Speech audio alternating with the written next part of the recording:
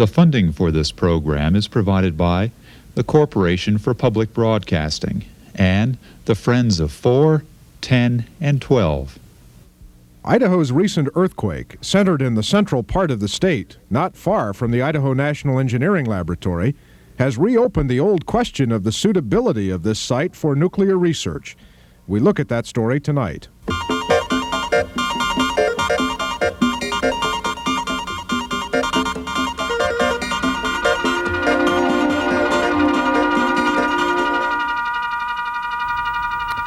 Good evening. The Idaho National Engineering Laboratory, located west of Idaho Falls, is the site of some of the nation's most sophisticated, advanced nuclear research. It is a sprawling complex that in a very important way is to Idahoans a real subject of pride and joy. The site is a big employer. It's also a status symbol in eastern Idaho, and it only stands to become more important to this state. The INEL facility is in the lead at the moment as the location for a new multi-million-dollar production reactor, a facility that would manufacture material for nuclear weapons. Despite its long history and general widespread acceptance among the Idaho population, there have always been, in some minds, questions, nagging questions, if you will, about the safety of the INEL site. The location has always bothered some. Those who are bothered by its location were only more concerned after that recent earthquake in central Idaho. The official Department of Energy position is that the INEL site weathered the earthquake in grand style, but still the questions persist. Tonight we look at some of those questions, beginning first with producer Paula Whistle.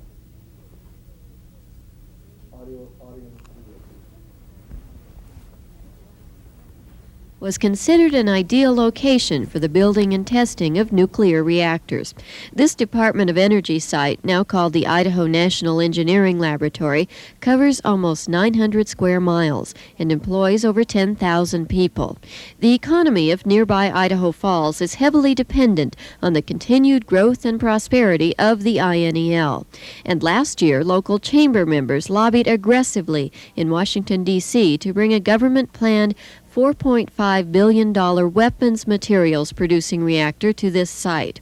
A final location for the new production reactor has not yet been chosen, but the INEL is now one of the prime contenders for the tritium producing reactor. While proponents of the new production reactor being brought here praise the suitability of this location, opponents have for some years claimed that geologically the site is not suited for such sensitive nuclear research or for the storage of radioactive waste. And when an earthquake measuring 6.9 on the Richter scale rocked this region just a month ago, the old arguments about this seismically active region not being suited for nuclear work resurfaced. The Idaho National Engineering Laboratory sits on the Snake River Plain, a plain that is, in geologic terms, very young. A recent PBS documentary called The Making of a Continent chronicled the formation of this plain in relation to another geologically active area nearby, Yellowstone National Park. It is now believed that the recurring eruptions in the last 2 million years at Yellowstone have been caused by a hot spot beneath the surface of the continent. It is extraordinary, but this hot spot appears to have burnt a trail across the continent as it drifted 2 inches a year.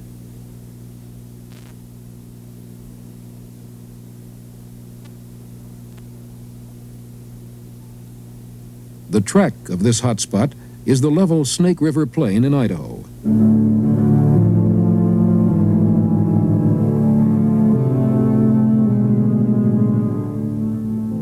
Volcanoes, such as these called the craters of the moon, have erupted within the last 2,000 years.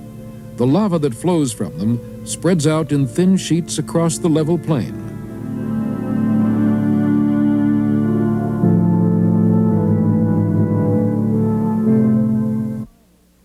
The recent earthquake was centered just 50 miles from this nuclear site, but scientists say that shocks felt here were 1/10 the level of those at the epicenter.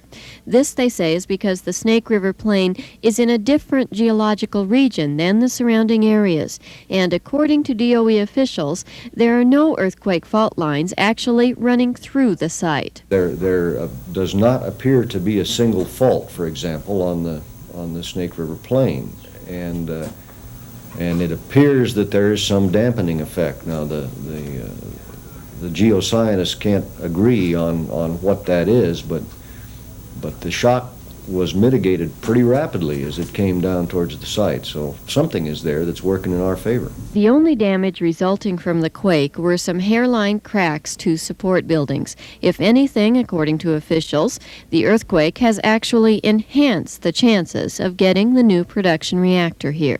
We are in the very unique position of having, almost for the first time in the industry, real, honest-to-gosh data. Our reactors, like all of the commercial power reactors, are designed against empirical models, and now we have real, honest data that validates those models, and I don't think anyone can look at that data and conclude anything other than our reactors were not damaged in any way by the earthquake, and certainly, therefore, the NPR is not an issue. Mr. Wade, don't you think there might be some skepticism on the part of congressmen who would just as soon not, even though everything worked fine during the earthquake, they would rather not place it in a place that is obviously seismically active? Certainly there are going to be skeptics. On the other hand, I think that the fact that we had 4 good-sized reactors operating when the earthquake happened and had no damage, and in fact demonstrated that all of the reactors performed just as designed, I would think would be very reassuring to them. Every reactor that's operating in the country today, every commercial power reactor, was designed and is operated based on experiments and experience gained at this site. The people who have worked here over the years are internationally renowned for their operating and safety experience, and for the kinds of things that have been developed here that have led into the licensing process. And so to me, if you want to build a new reactor and operate it, the logical place to go is the place where the world's best knowledge on reactor safety resides, and that's the Idaho National Engineering Laboratory.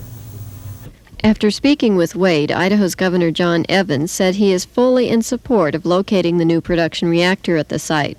He had initially expressed concerns after the earthquake about the NPR coming to the INEL.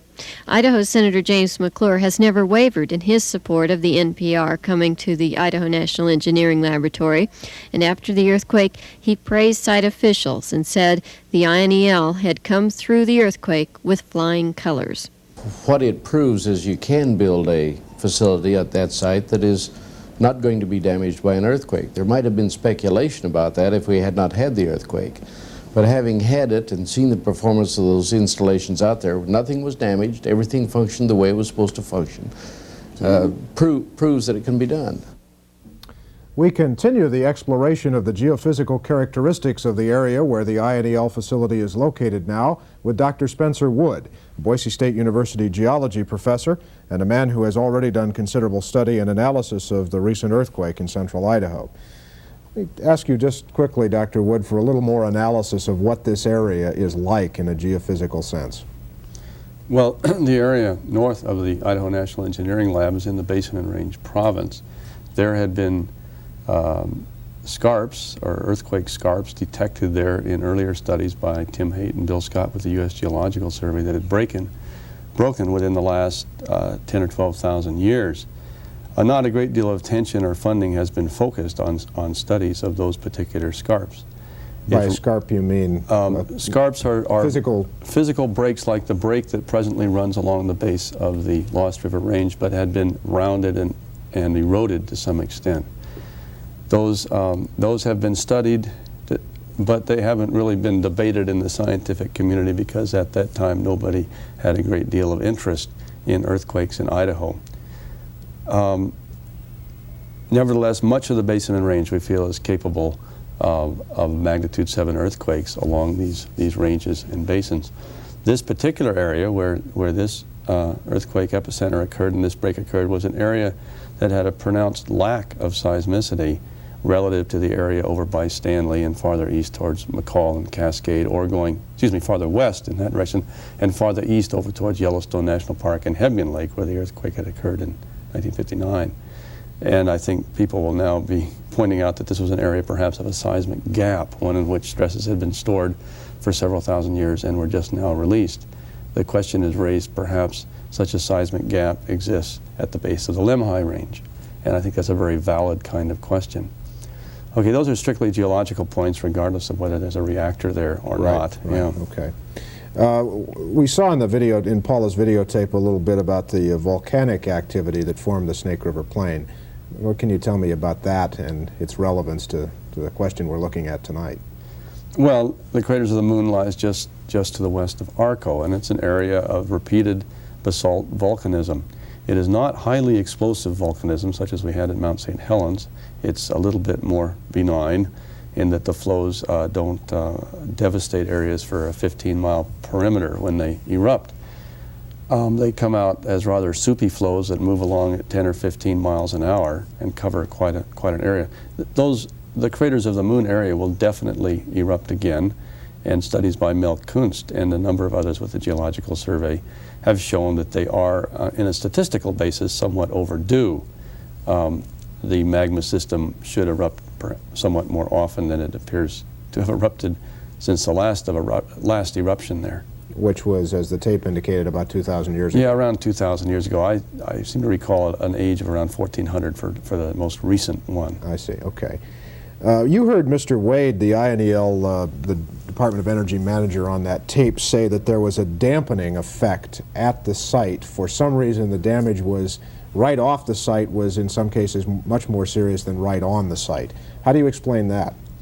Well, I would hope that we have a good explanation of that someday. Now, the information that's really critical is the information from the accelerometers that were at the INEL site, and hopefully we'll hear about those tonight. It's my understanding they recorded about 3% G. That seems somewhat low, and that's similar to the accelerations that we probably experienced here in Boise. It's about equivalent to earthquake intensity 5. I think we're all surprised that they were as low, but we don't know what the array of accelerometers was, and we don't fully understand the so-called dampening effect of the Snake River Plain.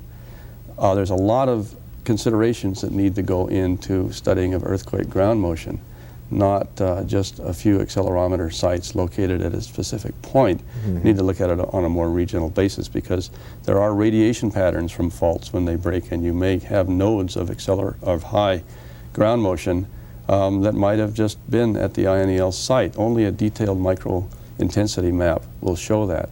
There's a lot of information that will be accumulated within this next year by studies of that area, and I think we should withhold judgment. Well, you sort until those come in. Right. You sort of transitioned into my last question then, which is, do we have enough information to say with a degree of certainty that this site is suitable for the kinds of things that do take place there or might take place there in the future? I would say no, we don't. There have been very few reports that have been argued among the national scientific and engineering community in the manner in which critical decisions like this need to be made. I couldn't call the shot now. It would be a cheap shot to say yes or no, it's a safe place. Those reports need to be argued out of Idaho at national meetings of engineering and geophysical societies so that they're brought forth and put to the public and to the community in a very credible scientific way, and we hope that's going to be done. We'll come back, sir. Thank you very much. Let's get another view of these questions now from Brent Russell. Mr. Russell is the supervisor of EG&G Idaho's Geosciences Division. EG&G is a major INEL contractor, and of course Mr. Russell is very familiar with the INEL site. He joins us tonight from Pocatello. Is it your feeling, I guess it is, Mr. Russell and the Department of Energy, that the damage, there really wasn't any damage from the earthquake at the INEL site? Well, that's correct. Based on the data that's been accumulated by the structural engineers that we've been working with at the INEL, we have not been able to detect any damage whatsoever in the reactor facilities. As the film clip did indicate, there were some hairline fractures, some hairline cracks that we noted, in the administrative non-reactor related facilities, but these were really quite minor. I'd like to go on, if I may, and just indicate that from our perspective, this was a very significant seismic event, and one that was certainly of great concern to all residents in Idaho, and particularly those in southeast Idaho. Based on the data that's been collected so far, primarily by the National Earthquake Information Service, 183 stations have been used to determine the magnitude of this quake is now a 7.1. I would like to clarify that. Right, okay. Well, let me take you back just briefly here to, for a moment, to some of the points that Dr. Wood makes. He wonders, he was surprised, he says, as apparently many people are, at this dampening effect that Mr. Wade talked about on the videotape. Can you tell me any more about that? Well, the dampening effect has been a subject of extensive controversy for many years. I think the best way to deal with your question is to look at the data that we have collected during this particular event. The members, the scientists at the INEL, are responsible for maintaining 5 seismic stations in and adjacent to the facility, and we also maintain 15 strong motion accelerographs at the various facilities. These accelerographs are what we use to collect ground acceleration data, which Dr. Wood referred to. 14 of the 15 of these instruments worked properly during the earthquake, and the ground accelerations that we measured were between 0.04 Gs and 0.06 Gs. So what does that tell you? Well, we had developed a series of predictive models that we have used to design the existing facilities at the INEL. And this particular set of data corresponds very much in line with the predictive models, in that the predictive models, based on the intensity of this earthquake and the distance from the INEL, we would have predicted approximately 0.05 to 0.06 Gs for experience at the INEL.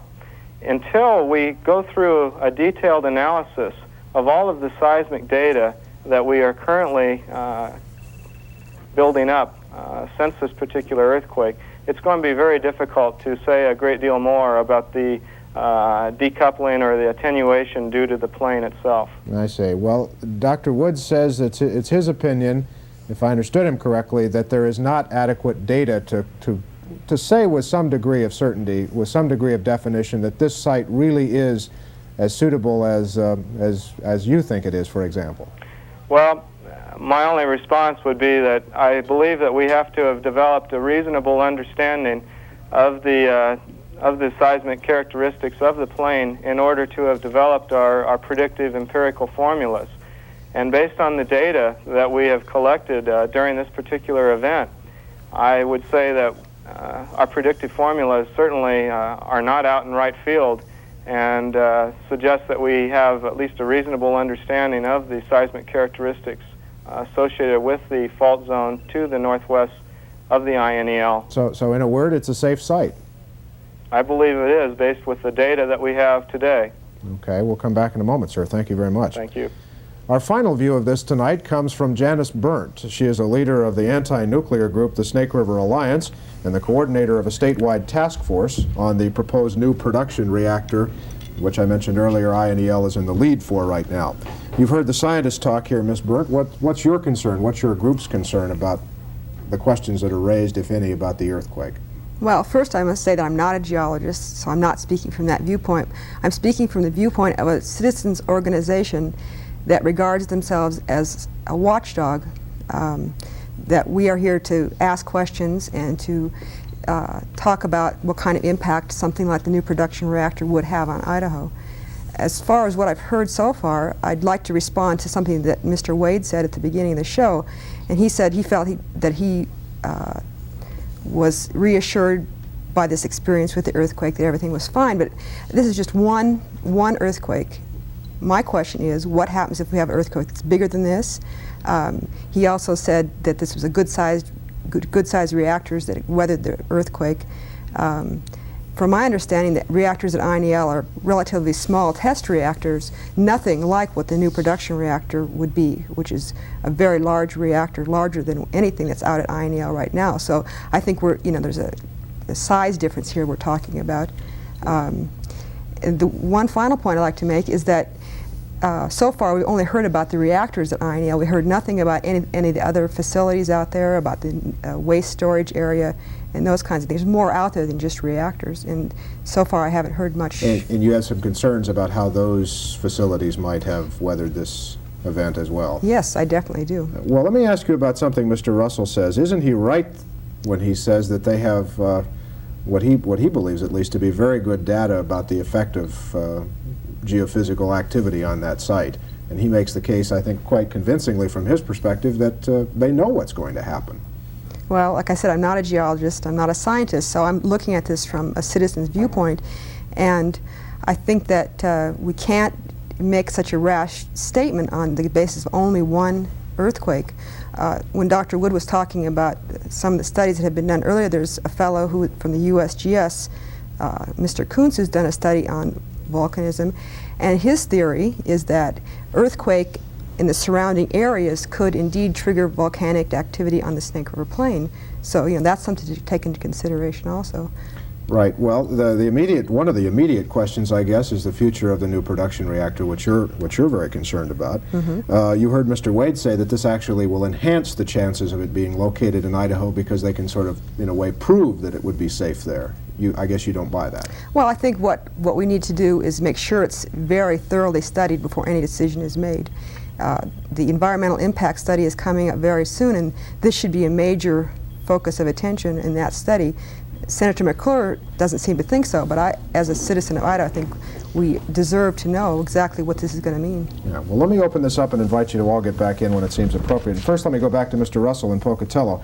Will the environmental impact statement that's coming on the NPR, will it address these questions of both the earthquake possibility and the volcanic possibility that Dr. Wood talked about? Yes, it will. The environmental impact statement will, again, contribute to our understanding, our geologic characteristics of the siting of a new production reactor at Idaho. There will be a great deal of work conducted in conjunction with the preparation of that EIS, and that should be a very comprehensive document that will be subject to extensive peer review. And I guess it would be safe to say that your view of that at this point would be that it would simply bear out your contention that it's a good location for a facility like that. Well, I think that might be a bit presumptuous on my part. I would anticipate that we will continue to learn a great deal more about the characteristics of the plain, particularly with regard to the siting of the NPR. And that's really about all that I think we could say at this point. I see. Okay. Well, let me go back to Dr. Wood on that. What specifically should we be looking for in relation to that specific question of whether another major facility should be located there? Well, from a geologic point of view, the question should be asked is, can an earthquake occur closer than 50 miles to any of their critical facilities? I'm not convinced that there's a 50-mile limit that prohibits earthquakes any closer. There does seem to be an effect, a very interesting effect in the Snake River Plain, that earthquakes seem to be 40 or 50 miles from the topographic edge of the plain. And there's some theoretical reasons that we think why it may occur. And consequently at least 50 miles from INEL. Yes, okay. Of course. Yeah, but that's something that could be very easily understood, I think, if we put in somewhere around a year's effort. There's a lot of questions that need good, credible scientific study, and as was Mr. Russell mentioned, good peer review. I would like to ask what sort of peer review is envisioned. I would hope that some kind of a blue ribbon panel be called of people that have no financial or vested interest in the siting of a production reactor. Clearly anybody living in Idaho Falls area employed by any firm, and for that matter, many of the people here in Idaho have a vested interest. You have to have someone that is detached from that situation. Would that be a good idea? Excuse me, would that be a good idea, Mr. Russell? Well, that's my understanding, and we're getting a little bit out of my area of expertise, but the EIS, the environmental impact statement, will be prepared by some organization that at this point in time is not determined, and the funding that will be utilized to support the preparation of that document will be coming from Washington Department of Energy, Washington, D.C. Would you agree, though, with Dr. Wood that those are the questions that we need to ask? Well, I think those are some of the questions. There are other questions that we are also interested ourselves. But I'd like to note, anytime there are facilities that have been constructed at the INEL, we've always looked at the worst possible case. We don't consider an earthquake 50 miles away to be the worst possible case. Okay. Dr. Wood? Yeah, I would ask this question, and this may be getting a bit technical, but what earthquake acceleration level is it considered these structures, these containment structures, are built to withstand? I guess we would call it the safe shutdown earthquake in the lingo of the... What can they stand? Yeah, what are they built structurally to stand? And of course there's more to it than that. It would be the frequencies and the duration of shaking and all those things considered. But the number we do use is what is the maximum acceleration. Can you give me a not terribly technical answer to that, Mr. Russell? Yes. The ground accelerations that most of the facilities on the INEL are designed to withstand range from approximately 0.35 Gs to about 0.45 Gs. Substantially more than you recorded in October. About 10 times. Right. Quick comment on that, Dr. Wood? Yeah, of course they've never been tested. The structure, many of the larger structures have never been tested at those, but they certainly should be built to those levels. And I feel that's a reasonable level of structural strength. And there's many things about reactors that and the behavior of large structures that we don't know at levels of say 0.4, 0.45 G that will ultimately get tested somewhere. Let me go back to Ms. Byrne on one final subject here, and we're about out of time, but I want to get back to the question that you raised about the waste disposal, the waste storage at the site. What are your specific concerns as they relate to the earthquake? You just don't know what? Well, we haven't heard any kind of reports. I understand the governor got a preliminary assessment from Mr. Wade at the INEL. I tried to get a copy of it and haven't been able to do that so far. Can you tell me anything about that, Mr. Russell? Well, as far as I know, the reports that I have seen show no evidence of any damage whatsoever other than to these administrative buildings. The waste facilities themselves, as far as I know, the structures there are intact and there's been no damage sustained. Ms. Byrne? Well, one of our main concerns all along has been the inaccessibility of information. The DOE runs everything.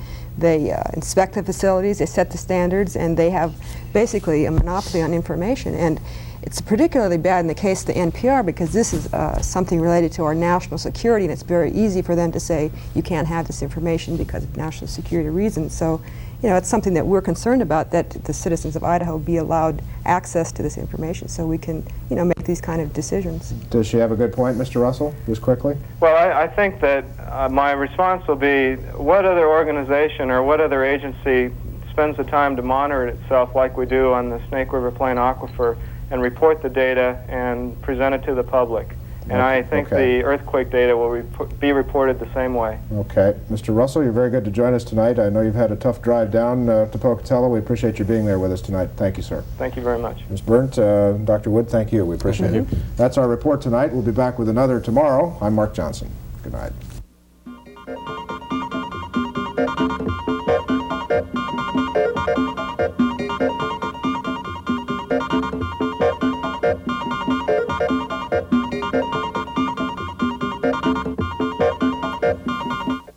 The funding for this program is provided by the Corporation for Public Broadcasting and the Friends of 4, 10, and 12.